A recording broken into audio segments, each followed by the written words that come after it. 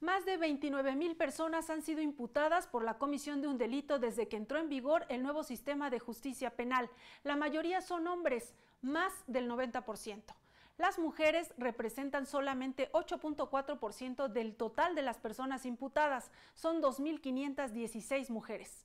Hoy le vamos a presentar el testimonio de una mujer acusada por un delito electoral y en el estudio 2 jueces especializados en el sistema penal acusatorio nos van a compartir sus experiencias sobre este tema, mujeres y justicia penal. Soy Verónica González, comenzamos.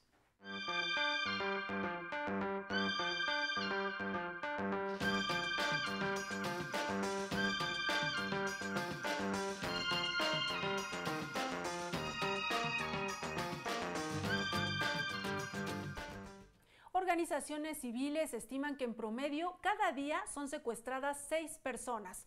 Unas 170 o 180 personas son secuestradas cada mes. ¿Quién acompaña a las víctimas que denuncian estos delitos o que buscan ayuda para reparar el daño? Magali Telles tiene la historia.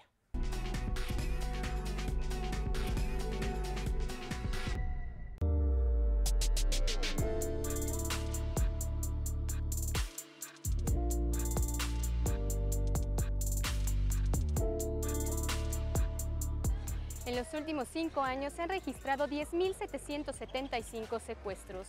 Morelos ocupa el lugar número 6 a nivel nacional y registra la tasa más alta, 37 secuestros por cada 100.000 habitantes. Una vez que las víctimas y familiares se acercan al Instituto Federal de Defensoría Pública, estos reciben orientación por parte de los asesores hasta el momento de la reparación integral del daño y que se haga justicia. Son nombrados el asesor jurídico de víctimas en secuestro, derivado de una causa penal, y el juez de distrito señala que por los derechos humanos se debe de nombrar un asesor para el seguimiento y acompañamiento a las víctimas y ofendidas del delito de secuestro. Se resguardan los datos personales en el propio juzgado, sus datos están en el sigilo, y el acompañamiento del asesor jurídico es para que en la diligencia se hagan manifestaciones y para el caso a la víctima ofendida se señale el domicilio de la delegación en Morelos para huir recibir notificaciones. En el estado de Morelos, los municipios de Cuernavaca, Cuautla, Huitepec, Xochitepec y Temixco reportan los índices más altos de este delito. En todos los juzgados hay diversas causas de delincuencia organizada y secuestro, y nuestro deber es con profesionalismo hacer valer lo que dispone la Ley General para prevenir y sancionar los delitos de secuestro y ahora la Ley de Víctimas. De acuerdo con la Asociación Alto al Secuestro, en promedio cada 5 horas se comete un secuestro y son reportados alrededor de 170 plagios al mes. Hasta el día de hoy hemos tenido el acompañamiento en 181 casos, derivados de diversas causas de los 8 juzgados que se encuentran en el estado de Morelos. Aquí la situación es de que cuando el proceso se va a cerrar, el asesor jurídico, independientemente del Ministerio Público de la Federación, solicita la reparación del daño oyendo a las víctimas ofendidas en el caso de si pagó algún rescate, los gastos que hizo, la afectación que se hace, muchas veces la desaparición de la víctima o el homicidio que se cometió con ella. Como en el caso de esta familia. No llegaba de trabajar, yo me preocupé. Le llamé a uno de sus primos para que me acompañara a buscarlo porque él era muy puntual en su hora de llegada. Y yo sentía esa sensación de que algo le había pasado. Entonces llegó su primo a auxiliarme, salimos como a las 2 cuadras fuera de mi casa, recibí la llamada donde él me habló que lo tenían secuestrado. Ya de ahí me pasó a la persona y ya me indicaron que querían $1,000,000 por el rescate de mi esposo. Se denunció a la autoridad y el mismo día recibimos el apoyo por parte de Seido para llevar a cabo el seguimiento del rescate. Se complicó un poco el proceso a los de Seido. Ya el 19 de agosto encontraron el cuerpo de mi esposo ya nos lo dieron a saber, no recuerdo, pero a los días de la noticia del encuentro de mi esposo, Seido capturó a las personas.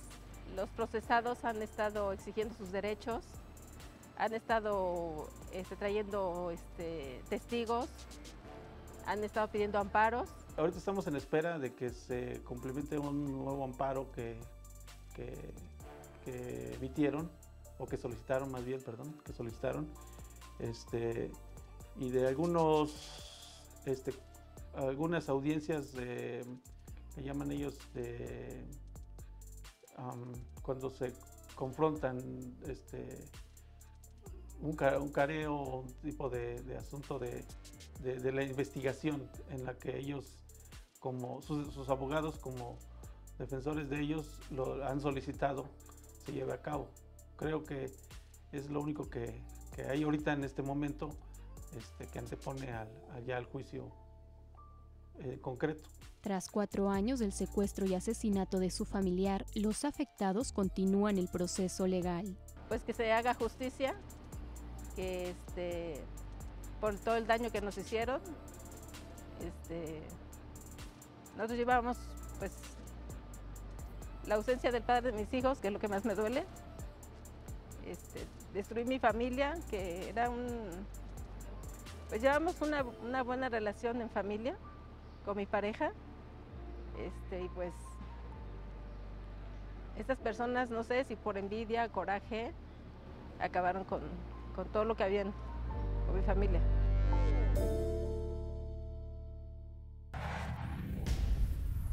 En otros temas, como le decía al inicio del programa, aunque en comparación con los hombres el número de mujeres que enfrentan un proceso penal es menor, bueno, pues en ocasiones las sanciones, las condenas que se les imponen a las mujeres son más elevadas que para los hombres. Para conversar sobre este tema están con nosotros nuestros invitados de hoy, la jueza Gabriela Rodríguez Escobar. Bienvenida. Muchas gracias. Y también está con nosotros el juez Felipe de Jesús Delgadillo Padierna. Bienvenido. Muchas gracias. ¿Qué tal? Ambos especializados en el nuevo sistema de justicia penal. Pues qué bueno que nos acompañan para tocar este tema, y me gustaría que comenzáramos con el momento de la detención. ¿En qué situaciones viven las mujeres que las ponen en desventaja con los hombres? Aunque al momento de la detención no es propiamente cuando interviene el juez, ¿no? Pero finalmente estas acciones llegan a repercutir ya cuando están en una audiencia. ¿Qué es lo que sucede? Para poner un poco en contexto esta plática, me gustaría mencionar que desde 2006 se aprobó por el Congreso de la Unión la Ley General para eliminar la desigualdad entre hombres y mujeres. Esta ley se inscribe en el marco de la CEDAW, la Convención sobre la Eliminación de todas las formas de discriminación contra la mujer, y busca una igualdad no solamente jurídica, es decir, el reconocimiento de los derechos en la norma entre hombres y mujeres, sino también el efectivo acceso, o hacer efectivo el acceso a todas las oportunidades y también al pleno ejercicio de esos derechos.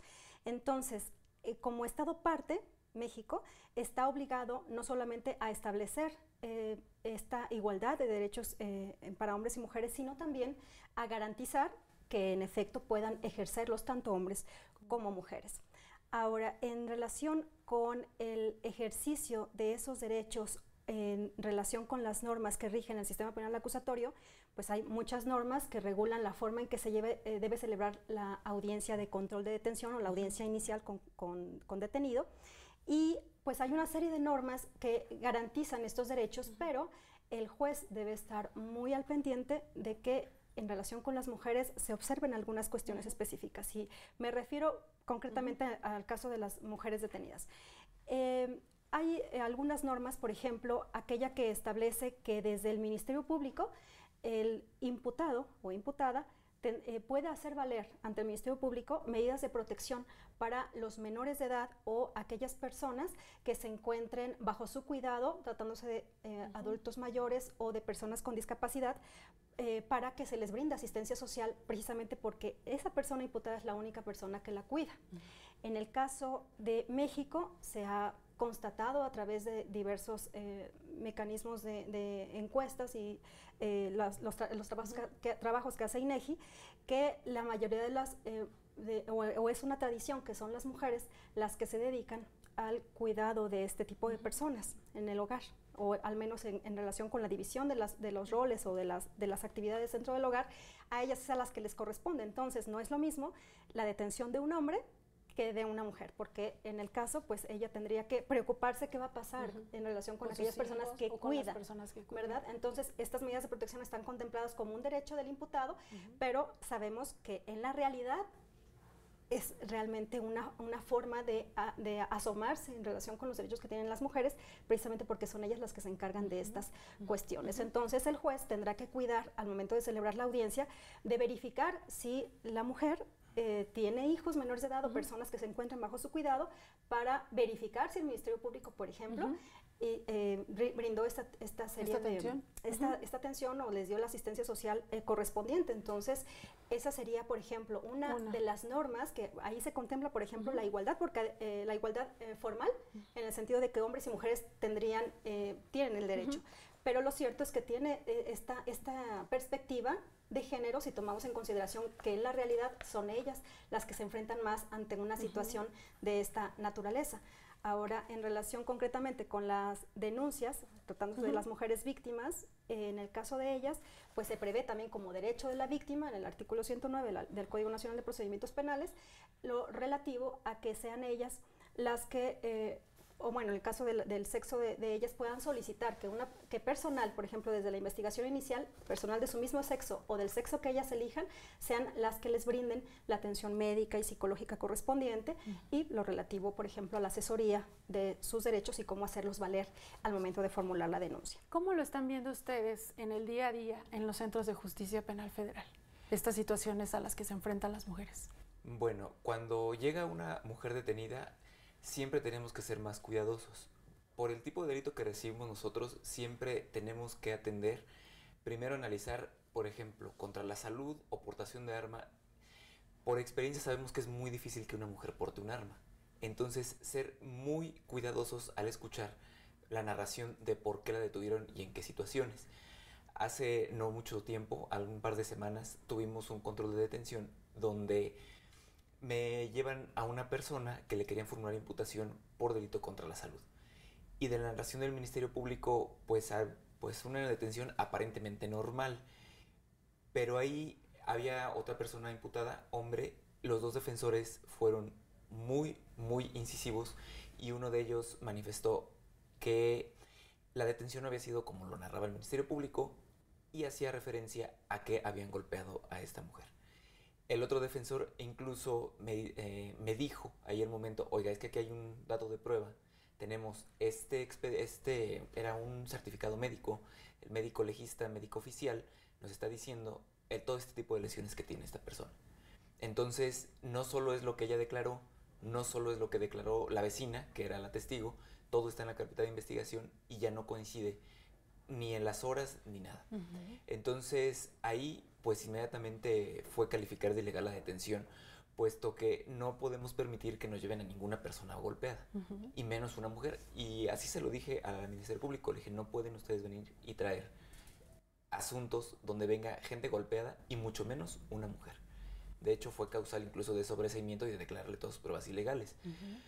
¿Por qué? Porque la atención, o sea, tenemos que ser muy cuidadosos en que es una persona que estuvo sujeta a una detención generalmente por policías, todos hombres, y que evidentemente no la iban a tratar bien. De por sí, el trato policial con cualquier persona detenida no es el más amable. Se sobreentiende porque están tratando de... Los tienen que someter, ¿no? En efecto. Pero ese sometimiento no puede ser excesivo al momento de la detención en el caso de una mujer. Bien, pues vamos a hacer una pausa. Está muy interesante la charla. Estaba pensando en que, además de que las mujeres en algunas situaciones por la ley pueden ser sancionadas de manera más severa, también cuenta esta parte de que son vulnerables, un grupo vulnerable, ¿no? Que puede ser que haya estado involucrada en el delito y sin siquiera saber por qué estaba participando de este delito, ¿no? Entonces ahí hay muchos aspectos. Vamos a hacer la pausa y regresamos con más comentarios sobre este tema, las mujeres y la justicia penal. No se vaya, regresamos.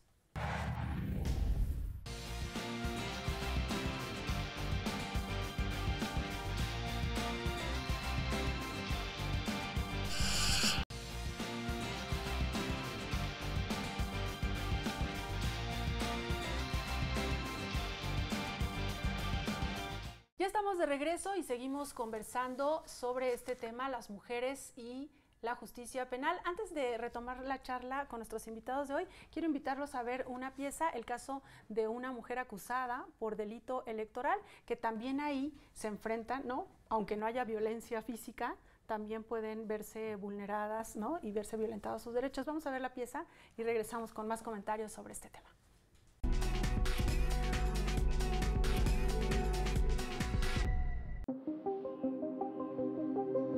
En el proceso electoral de 2018, los candidatos independientes para ocupar el cargo de alcaldes en la Ciudad de México tuvieron que juntar en un plazo de 60 días el 1% de las firmas de la lista nominal de electores en el 35% de las circunscripciones de la demarcación.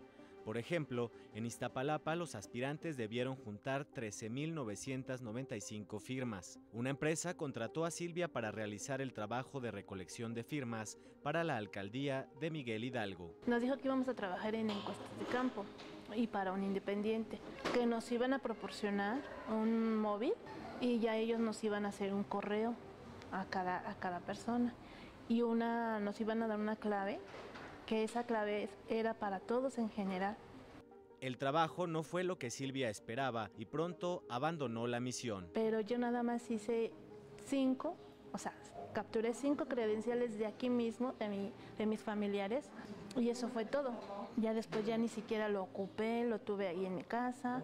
En noviembre de 2017, Silvia devolvió el móvil. 2 meses después, lo que inició como un empleo para ganar un dinero extra, convirtió en su peor pesadilla. Me llegó una notificación de la FEPADE que tenía que ir a declarar por probable delitos electorales. Con el teléfono que estaba a nombre de Silvia, se presentaron firmas ficticias y esto constituye un delito electoral que se castiga hasta con 7 años de prisión. Ella solicitó el servicio de un defensor público federal, pero no había forma de probar que Silvia no era responsable, pues al entregar el móvil no documentó esta entrega. Entonces, se optó por una solución alterna, en este caso, la suspensión condicional del proceso. Para poder disfrutar uno de la suspensión condicional, uno de los requisitos o una de las condiciones que uno normalmente y que uno tiene la obligación de asumir es la de desempeñar un trabajo lícito. Al momento en que yo le pregunto a la mujer cuál es su trabajo lícito, ella me dice, es que no trabajo, soy ama de casa. La defensa argumentó desde un enfoque con perspectiva de género que el ser ama de casa está reconocido como un trabajo. Yo considero que, o para mí al menos, el trabajo del hogar siempre ha sido un trabajo. En relación a esto, bueno, pues convencionalmente y en materia de jurisprudencia también de la Suprema Corte de Justicia de la Nación, poco a poco se ha ido avanzando en el sentido de que este tipo de trabajo sea visible y sea reconocido como tal. Con base en estos criterios, Silvia fue puesta en libertad y actualmente cumple las condiciones que estableció la jueza. Seguir en lo que mi trabajo como ama de casa, no cambiarme de domicilio de aquí durante 6 meses y el participar en programas del INE, ¿no? De la FEPADE, ¿no? Programas para no cometer ese tipo de delitos. Nosotros esperemos que dé cumplimiento a las condiciones que se le impusieron por el plazo de 6 meses y esto tiene un efecto de una sentencia absolutoria, es decir, ella va a quedar completamente sin ningún antecedente penal. Este asunto fue resuelto en un mes bajo las reglas del sistema penal acusatorio. En el sistema tradicional tal vez tardaría más de 1 año y Silvia tal vez estaría en prisión por un delito que no cometió. Consejo de la Judicatura hoy, Emanuel Saldaña. Bueno, pues ahí está este caso y ustedes pues tendrán en su día a día muchísimos más, como el que nos estaba comentando en el bloque anterior. Eso sucedió, le voy entendiendo bien, en una audiencia inicial. Así es. ¿No? Pero ¿en qué otros momentos durante el proceso, durante un juicio, un proceso penal, las mujeres pueden estar en desventaja? Por ejemplo, hablando de las medidas cautelares. Bueno, esa cuestión, esa determinación que igualmente se toma en audiencia inicial, también se puede presentar. No obstante que el artículo 166 del Código Nacional de Procedimientos Penales contempla como excepción a la prisión preventiva en centro penitenciario el de las mujeres que están lactando o las mujeres embarazadas, lo cierto es que todavía existe la excepción de que en el supuesto de que las personas mencionadas pudieran sustraerse de la acción de la justicia, pues finalmente esa excepción no se aplicaría. Pero como quiera que sea, la norma ya contempla esta distinción, ¿no? Ya, digamos, desde la propia igualdad formal ya se establece el reconocimiento a la diferencia de aquellas mujeres que están lactando y aquellas mujeres que están embarazadas. Y bueno, yo recuerdo también un caso en el que la defensa alegaba precisamente que la imputada estaba lactando, aunque pues desgraciadamente no trajo ningún medio de prueba en relación con ese aspecto, aunque sí se le determinó, se le refirió que existía la posibilidad de revisar la medida cautelar de prisión preventiva, porque era una prisión preventiva oficiosa, pero había la posibilidad de revisarla en cuanto tuviera la oportunidad de demostrar que en efecto ella estaba lactando. Y sobre el tema de la lactancia, pues bueno, hay disposiciones en relación con los estándares internacionales también. La Organización Mundial de la Salud establece que es lactancia exclusiva materna hasta los 6 meses y prolongada hasta los 2 años en el caso de lactancia complementaria. Entonces, el Código Nacional no establece la distinción, pero sí otros ordenamientos. Por ejemplo, la ley del ISSSTE, la ley del Instituto Mexicano del Seguro Social, contemplan esta cuestión de la lactancia, ¿no? Entonces, el juez en su momento tendrá que escuchar medios de prueba en relación con ese aspecto y entonces revisar si es posible aplicar esta excepción a la medida cautelar de prisión preventiva. ¿En qué otros asuntos, o ustedes como jueces, cómo le hacen frente a la gente podría decir, bueno, entonces vamos a beneficiar a todas las mujeres solo por el hecho de ser mujer? ¿O cómo les explicarían eso a las personas, a la gente que puede estar presenciando la audiencia, ¿no? Pues no se trata de beneficiar por beneficiar, creo que eso también tiene que quedar muy claro, ni de generar impunidad, ni en cualquier asunto otorgar un beneficio porque es una mujer. Se trata de que en todos los asuntos siempre analicemos no solo el rol de la mujer como imputada, acusada o sentenciada, sino también que las partes nos alleguen de medios para saber cuál es el rol que juegan en su vida tradicional. Así como comentaba ahorita mi compañera, decir, bueno, díganme si lacta, entonces una prueba que me pueda demostrar que yo le pueda cambiar la medida cautelar a efecto de que pueda asegurar la lactancia de un menor de edad. Entonces, las medidas cautelares que sean asequibles muchas veces, y eso hombres y mujeres nos lo piden, es, bueno, vamos a venir tantos días a ver una presentación periódica. Bueno, oiga, atienda a que yo trabajo, mis horarios son tales, algo así, pero llevarlo ya al rol de la mujer. Si trabaja, si no trabaja, o si se dedica al cuidado de alguien, si tiene alguna otra función más allá de en este caso, de ser una imputada. En este nuevo sistema, ustedes como jueces tienen más facultades para hacer ese tipo de cosas, a diferencia de lo que sucedía en el sistema tradicional. O sea, esta sensibilidad y esta protección que se le puede dar a los grupos vulnerables ahora es mayor. Más bien a partir de la perspectiva de género o de juzgar con perspectiva de género, en el sistema tradicional había mucha posibilidad, por ejemplo, de actuar de manera oficiosa al momento de requerir pruebas, ¿no? O recabar pruebas. En el caso del sistema penal acusatorio debe cuidarse mucho el no violar el contradictorio, es decir, no incidir de una manera tal que se viole esta igualdad que existe en el proceso. Exacto. No, digamos que establezca medidas que creen en lugar de superar el déficit histórico y cultural en relación con la desigualdad entre hombres y mujeres, pues los colocan en un plano en el que se genere más bien desigualdad o exista realmente discriminación. Entonces, para evitar eso, la verdad es que todos los operadores jurídicos deben estar en sintonía, en el sentido de, pues las partes también demostrar en un momento dado cuáles serían las pretensiones. En el caso, por ejemplo, de la defensa, pues acreditar este tipo de cuestiones que permiten al juzgador la aplicación de la norma.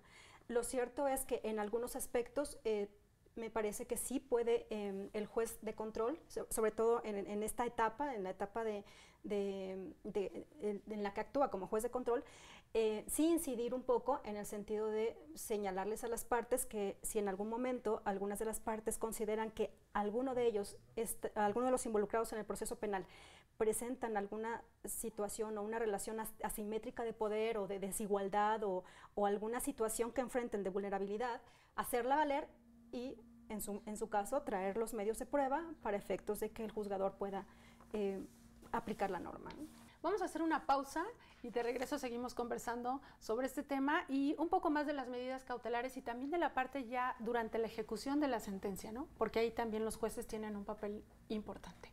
Vamos a la pausa y regresamos para seguir conversando sobre mujeres y justicia penal.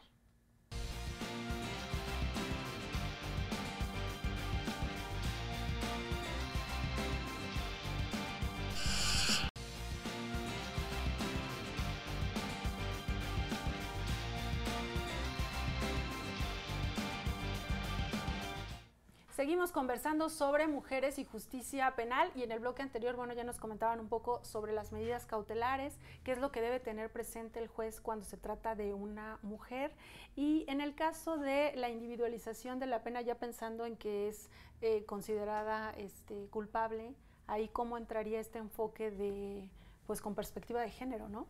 Pues actualmente, por fortuna, hay ya una obligación de atender a la perspectiva de género en todas las sentencias donde se vaya a declarar culpable a una mujer. Acá tenemos, o por lo menos yo tuve la oportunidad, tengo 2 sentencias en procedimiento abreviado donde se otorgan beneficios a sentenciadas que son mujeres. El más emblemático es el de, son 2 mujeres, las 2 oaxaqueñas, que fueron procesadas por operaciones con recursos de procedencia ilícita. Aquí, si bien lo que hicimos fue hacer una desaplicación de un artículo del Código Penal Federal, el trasfondo era darles los beneficios que pudieran acceder a la condena condicional y no permanecer privadas de su libertad, puesto que ya tenían una sanción suficiente, que era una pena privativa de libertad, la imposición de una multa, y pues había que pedirles que se internaran, aun cuando habían llevado todo su proceso en libertad. Ambas eran 2 mujeres de provincia, las 2 de Oaxaca, las 2, una sin estudios, una buscaba trabajo y la mujer que no tenía estudios, aparte mamá, aparentemente soltera, entonces con una hija de la cual se hacía cargo y se hacía responsable. Siempre ellas cumplieron todo lo que se les pidió, solo faltaron una vez a su presentación periódica, para lo cual pidieron permiso, era Navidad, obviamente se les otorgó, pero ellas se ajustaron a todos los principios. Y el defensor también no fue muy puntual, sin embargo sí manifestó que él quería la concesión de los beneficios en atención a que eran 2 personas estaban en una situación de vulnerabilidad, por no tener trabajo, por ser mujeres y por no residir en la Ciudad de México, que fue donde fueron procesadas. Esto es lo que ya después a Gaby le toca ver en ejecución. Pero una pregunta muy rápida y muy obvia. ¿Por qué gana más la sociedad y el sistema y todos en cuanto se dicta un procedimiento abreviado para estas 2 personas, para estas 2 mujeres que ya describió en qué situación está? ¿Por qué ganamos más con dejarlas en libertad y ponerles esta sanción y no metiéndolas a la cárcel? Es una pregunta obvia, pero vale la pena como reflexionar en eso. ¿Por qué vale la pena más que estén en libertad, cumpliendo una sanción que se establece y no en prisión? Me parece que todo se centra en ver si la persona, de acuerdo a sus características, es candidata a la reinserción social a través de enfrentar la sentencia penal, pero haciéndolo en libertad, por las repercusiones tan graves que ocasiona la privación de la libertad. Es decir, no solamente la exclusión social, sino incluso familiar, que desgraciadamente está comprobado, es mayor el perjuicio en el caso de las mujeres que de los hombres. Y en este ya hablaremos más adelante del punto, ¿no? Exactamente, que además, volvemos al punto, si son madres de familia, si son las personas que ejercen el liderazgo en la familia, porque además es otro dato que también es un dato pues duro. Justo ayer revisaba en la página de INEGI cómo las muestras de 2000, 2005, 2010 y 2015 ha aumentado gradualmente el porcentaje de los hogares con jefatura femenina. Ha ido del 21 al 23, al 25, al 29%, y es escandaloso porque eso es en el caso de las personas que no solamente se dedican al cuidado de los hijos y al hogar en general, es decir, también enfrentan la doble jornada porque son las proveedoras. Entonces, eso es por cuanto hace esos datos duros, pero sin soslayar que con independencia de que exista la presencia masculina en casa, todavía no avanzamos al tema del reparto justo de todas las actividades en relación con el hogar o el espacio privado, ¿no? Entonces, en la medida que la mujer va ganando espacio en lo público, lo cierto es que en lo privado el hombre no va ganando también espacio. Exacto, y eso se refleja también en la vida diaria y especialmente se ve reflejado en los procesos penales y más allá en la ejecución de las sentencias. ¿Qué ocurre en esta parte de la ejecución? En el caso de la ejecución de sentencias también hay estudios que ha realizado la Comisión Nacional de Derechos Humanos que demuestran que en el caso de las mujeres en reclusión tienen que enfrentar no solamente la sentencia de condena a la privación de la libertad personal, sino el tema de la exclusión social y la exclusión familiar. Que se quedan prácticamente implican solas, abandono. Sí. Entonces se tienen ellas y eso implica, nada más, ¿no? Y eso implica al interior del centro de reclusión también otro tipo de problemas o de violencias, de actos de violencia entre ellas, precisamente porque se dan estas relaciones entre ellas. No estoy hablando de relaciones de carácter homosexual, me refiero a las relaciones que se dan entre las internas cuando se sabe que afuera no se tiene a nadie. Entonces, eso genera también algunos problemas de socialización o de relaciones, de situaciones de poder que generan también actos de violencia al interior de los centros, centros penitenciarios. Pero sí, lo cierto es el abandono. En el caso de ellas, un 20% son aquellas las que está documentado que reciben todavía visita familiar, es decir, de las propias mamás o de los hijos o de la pareja. Y en el caso de los hombres, del 80% que ellos siguen todavía con la presencia familiar o de la pareja a lo largo de toda su vida en reclusión. Es diametralmente opuesto, ¿no? Entonces, lo que tienen que enfrentar ellas privadas de la libertad es mayor. Ahora, si pensamos en el tema de la reinserción, pues es todavía mucho más complicado para ellas enfrentar, después de haber sido excluidas incluso del seno familiar o desconocidas por la propia familia, el integrarse nuevamente a ese núcleo o a la comunidad después de la estigmatización que supone la privación de la libertad. ¿Qué áreas de oportunidad observan ustedes en su experiencia en las que se podría trabajar para mejorar las condiciones que tienen las mujeres cuando enfrentan un proceso penal? Desde la Procuración de Justicia hasta una vez que ya están en el proceso ya frente al juez. Pues lo habíamos, creo que comentado en algunas otras ocasiones, lo más importante es la capacitación de todos. O sea, el Ministerio Público en el tema de sensibilización, los defensores que entiendan su papel de hacerle ver al juez dónde están los puntos claves para obtener esa perspectiva de género, los jueces que necesitamos también sensibilizarnos, estudiar más en qué momentos aplicar la perspectiva de género, porque actualmente digamos que lo tenemos como muy claro que es el momento de una sentencia. Pero ya como lo vimos ahorita, al momento de dictar una medida cautelar, creo que también podemos hacer un análisis pequeño de ver un entorno y qué tanto le beneficia a una mujer estar interna o poder estar en libertad y así obtener en algún momento una reinserción social en términos constitucionales y reales. Yo considero que igualmente que Felipe menciona el tema de la capacitación de todos los operadores, pero me parece que también es clave la difusión de los derechos.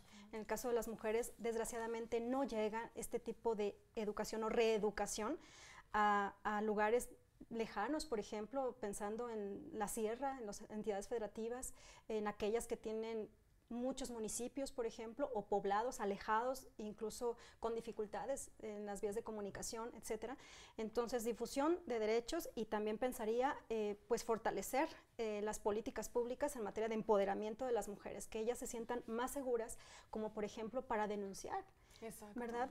Delitos, que en muchas ocasiones no lo hacen, pues, por miedo a lo mejor a la persona, al agresor, o incluso a lo que va a decir la sociedad o la familia misma, ¿no? Por miedo a la exclusión. Entonces, pues todo esto se va ganando terreno en la medida que la mujer va empoderándose. Jueza, pues se nos terminó el tiempo, pero me gustaría que a manera de conclusión nos dijeran hacia dónde debemos ir en este tema de las mujeres y el sistema de justicia penal. Pues creo que lo que debemos de buscar, como lo decía hace un rato, es no generar impunidad, sí sancionar a quien ha cometido un hecho que es sancionado por la ley penal. Sin embargo, todas las sanciones que busquen una reinserción y siempre atender al rol de la mujer en la sociedad. Jueza. Pues pensaría nuevamente en los temas de capacitación, políticas públicas para empoderar a la mujer y hacer conscientes a todos los operadores jurídicos que es responsabilidad de todos lograr que en efecto la perspectiva de género permita superar esta desigualdad que materialmente han enfrentado las mujeres en el proceso penal. Bien, pues les agradecemos mucho su participación en el programa de hoy. Vamos a seguir de cerca este tema de la igualdad y de los derechos de las mujeres. Muchísimas gracias. Gracias a ti. Vamos a hacer una pausa y regresamos con más.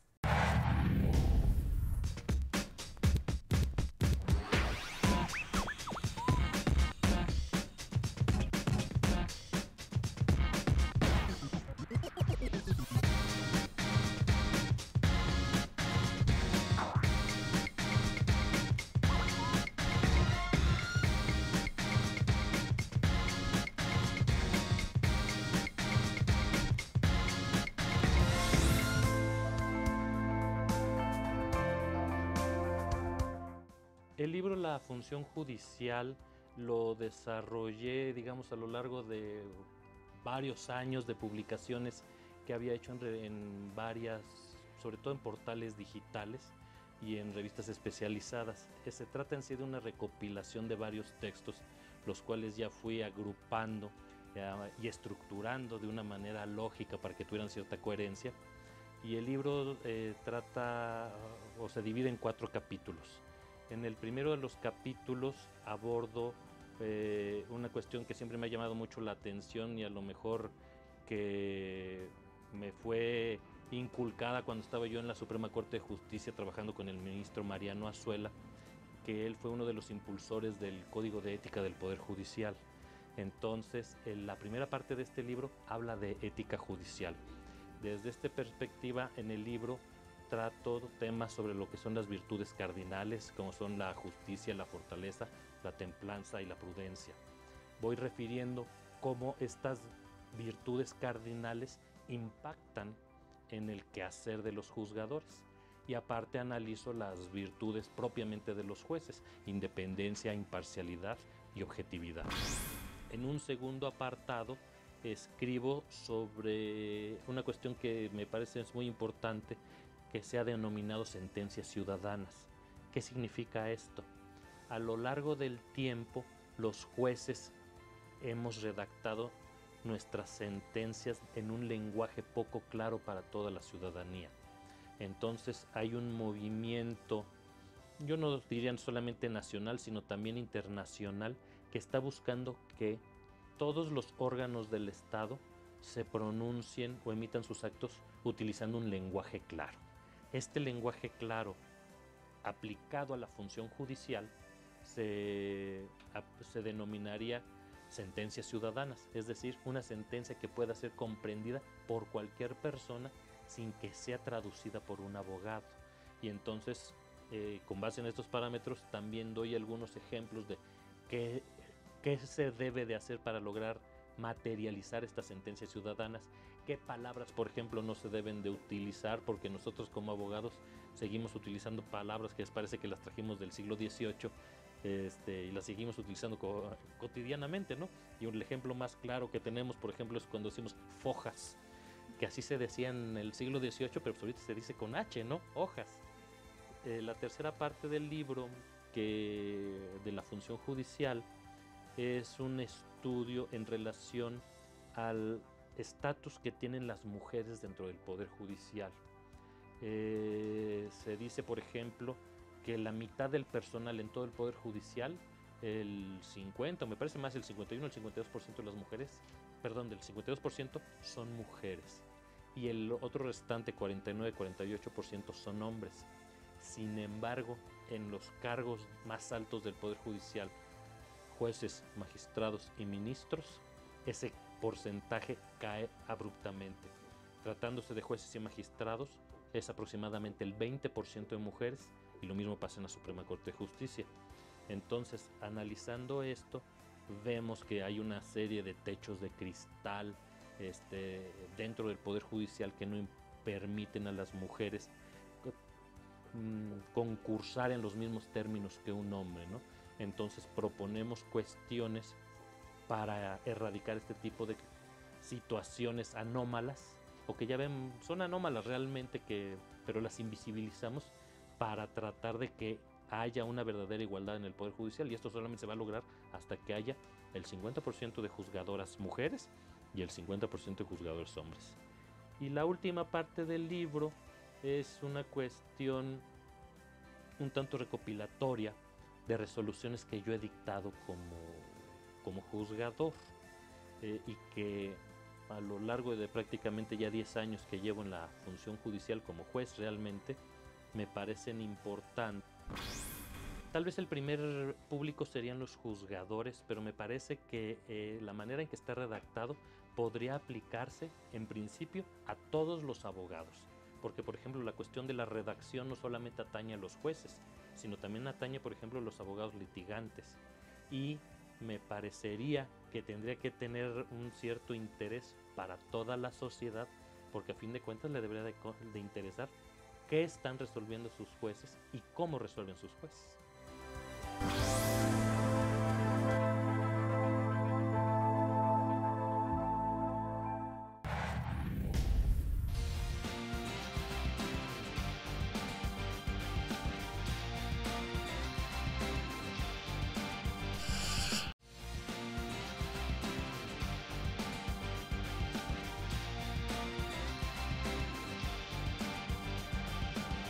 Vamos a ver cuántos asuntos son resueltos en tribunales y juzgados federales. Entre el 16 de noviembre de 2017 y el 31 de marzo de 2018 ingresaron 365.298 asuntos a los tribunales y juzgados federales. Esta cantidad de expedientes se sumó a los 298.113 que ya tenían en existencia, lo que dio un total de 663.411 juicios y recursos legales. En ese periodo fueron resueltos 374.170. Del total de asuntos que se presentaron durante esos 4 meses, en tribunales colegiados de circuito fueron resueltos 147.864 asuntos, en tribunales unitarios 11.572 y en juzgados de distrito 214.734. Echemos un vistazo a los cursos, talleres y conferencias que imparte el Instituto de la Judicatura Federal.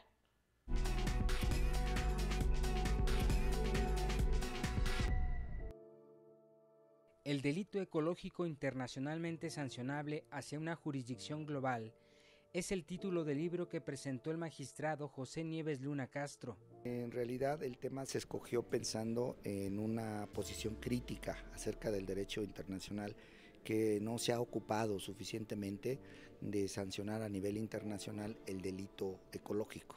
Hablamos de un delito ecológico transnacional.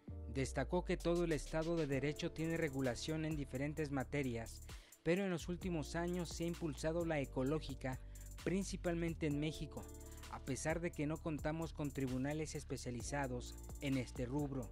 Hemos ido avanzando hacia la especialización, probablemente en alguna ocasión lleguemos a tener tribunales especializados en materia ecológica, pero en tanto no los haya, los tribunales, por ejemplo, penales, los juzgados en materia penal, los tribunales unitarios o los colegiados en materia penal pueden conocer de delitos de este tipo, como serían los ecológicos, y evidentemente que son ellos los que serían competentes para resolver.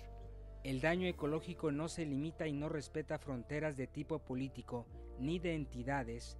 Por eso el título del libro, estableció el magistrado Luna Castro. Un daño causado en cualquier parte del mundo hoy en día genera daños a toda la humanidad.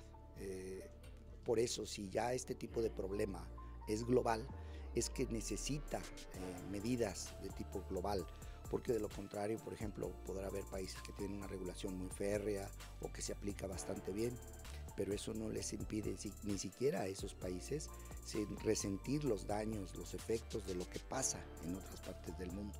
La emisión de gases de efecto invernadero, la deforestación y la tala clandestina son los fenómenos ecológicos que más están preocupando a nivel mundial, específicamente en nuestro país, concluyó.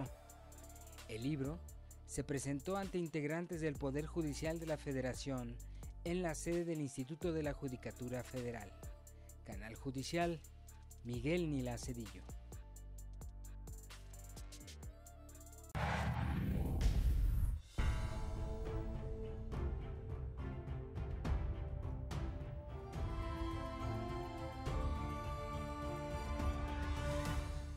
El tema de la reforma constitucional relacionada con el sistema penal acusatorio y oral, pues viene a bien a nuestro país, porque a partir de esa reforma el 18 de junio de 2008, México tiene una gran transformación, y el hecho de que se haya establecido dentro de la propia Constitución las bases de este sistema acusatorio, pues bueno, tiene toda la fortaleza para que posteriormente las leyes secundarias pudieran también los estados reformarlas y poder adecuarlas directamente a este sistema. El principio de presunción de inocencia, reconocido directamente en el artículo 20 de la Constitución Política de los Estados Unidos Mexicanos, pues nos lleva precisamente a aclarar que una de las cargas, la carga de la prueba, la tiene de manera directa quien acusa. Normalmente el fiscal, o con algunos delitos menores, la acción penal particular. Este sistema nos trae pues totalmente un cambio en la manera de litigar, en la manera de que las autoridades tienen que investigar totalmente cada una de las diligencias y de las pruebas que tienen que recabar para poder soportar su acusación.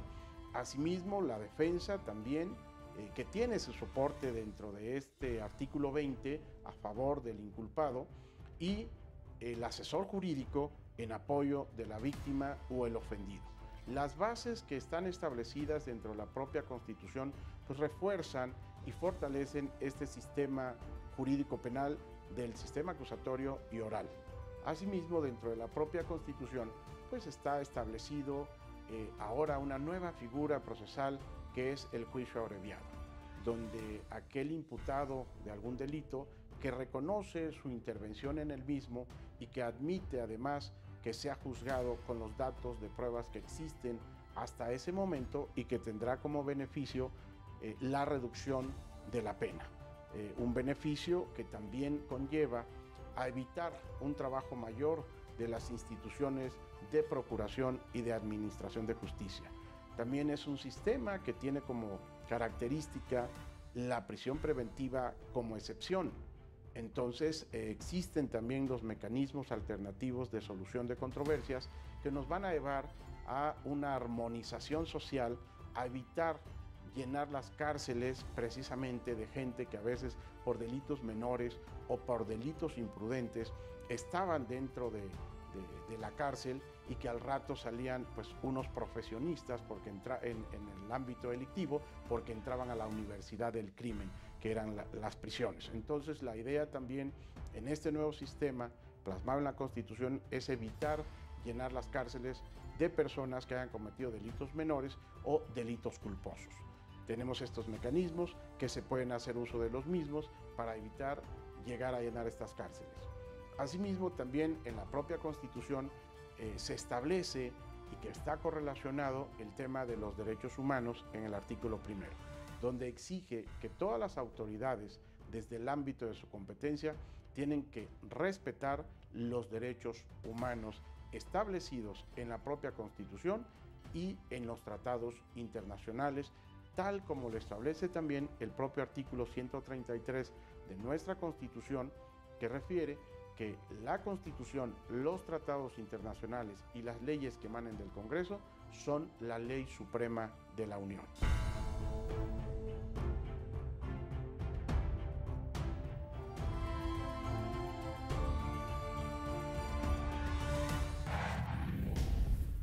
Ya nos vamos, pero antes nuestra recomendación para ver cine relacionado con el mundo del derecho.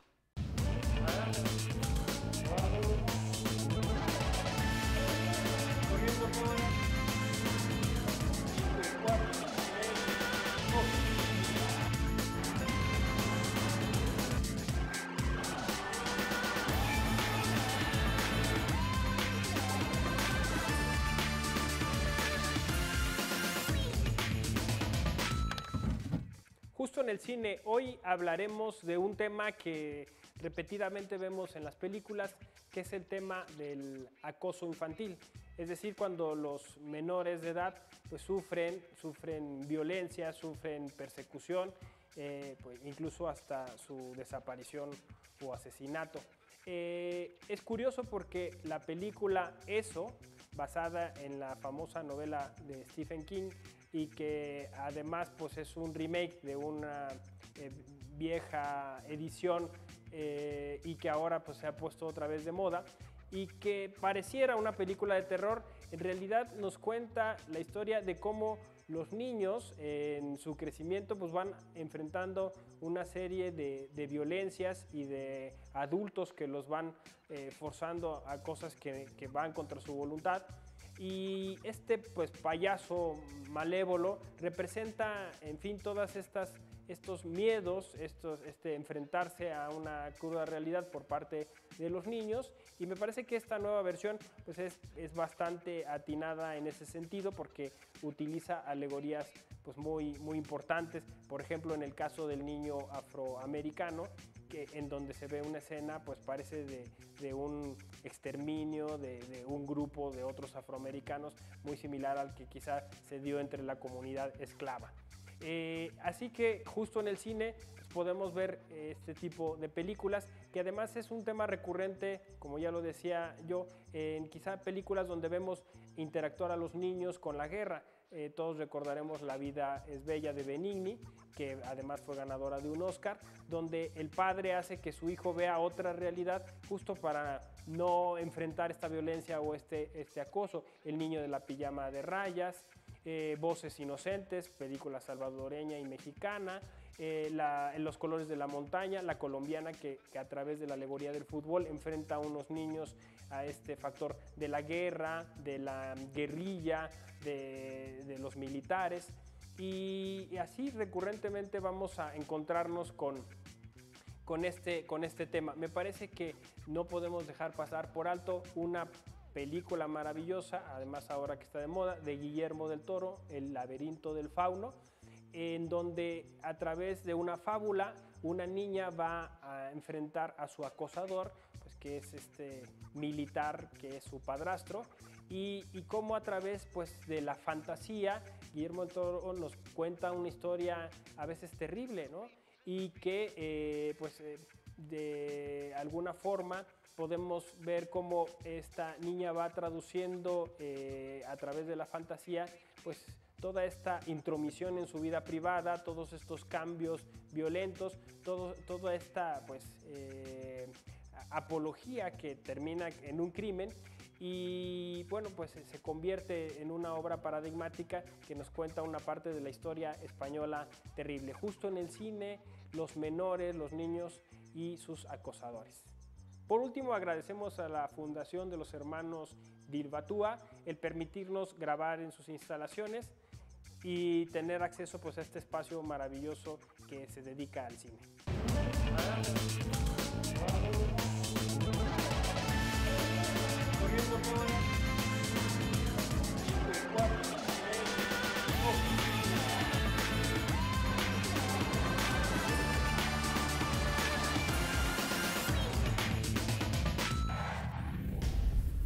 Es todo por el momento, gracias por su atención y gracias al equipo de producción que hace posible este programa. Soy Verónica González y como siempre lo invito a que se quede en la señal del canal judicial.